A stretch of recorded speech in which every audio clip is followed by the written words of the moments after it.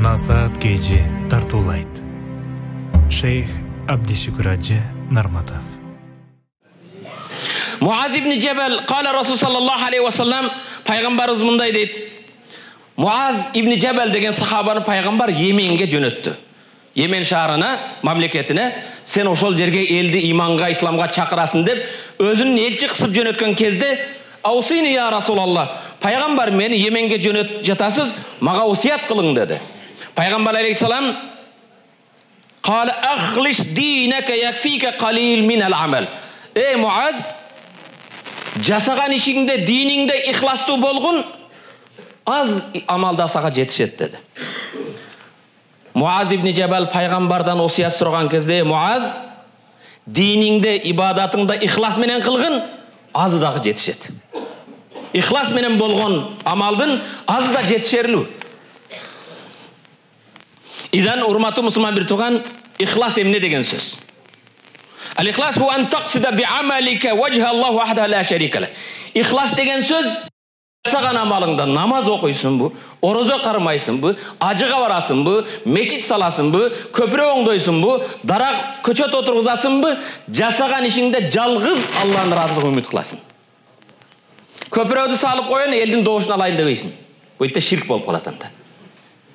Көпүрөдү салуудан максат Алланын ыраазылыгына жетүү. Андан кийин болуптур. Салганың үчүн эл сыйласа сал, башка бир сөн. Башка бир жөн. Элге суу чыгарайын, Алланын ыраазылыгына жетейин. Суу чыгарып, мактап алайын эмес. Ихлас деген сөз ан тaqsida bi'amalika wajha Allah wahdahu la sharika lah. Жалгыз Кудайдын ыраазылыгын үмүт кылып жасайсың. Жумага барайын, кошуналар көрүп койсун эмес. Жумага барайын, мен кесиптештерим көрүп койсун эмес.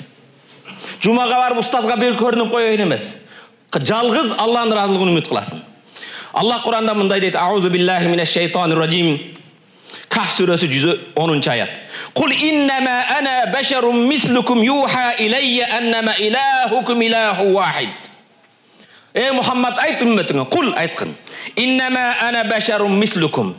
Пайгамбарга айтат Аллах Таала: "Эй пайгамбар айткын, үммөтүңө, мен да силер сыяктуу бир инсанмын. Мен силердин катарыңарда бир адаммын. Юха илайя, бирок өзгөчөлүгүм мага вахий келет. Алладан хабар келет. Аннама илахукум илаху вахид. Алладан келген хабар, силерди жараткан Кудайыңар жалгыз.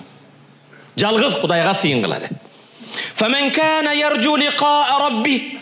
Кимде ким Раббисине бактылуу абалда жолугууну кааласа, Кудайдын асына барганда бактылуулукту кааласа, акыретте жыргалчылыкты кааласа, фальямал амалан салихан, сооп иштерди кылсын, вала юшрик би ибадати рабби ахада, Раббысына болгон ибадатта эч кимди шерик кошпосун. Кимде ким Аллах Тааланын асында бактылуулук менен жолугууну кааласа, акыреттеги бактылуулукту кааласа, ал ар бир кылган ишигинде кылган сооп иштерди кылсын да, сооп ишинде Аллах Тааладан башкага Алладан башка эч нерсени шерик кошпосун.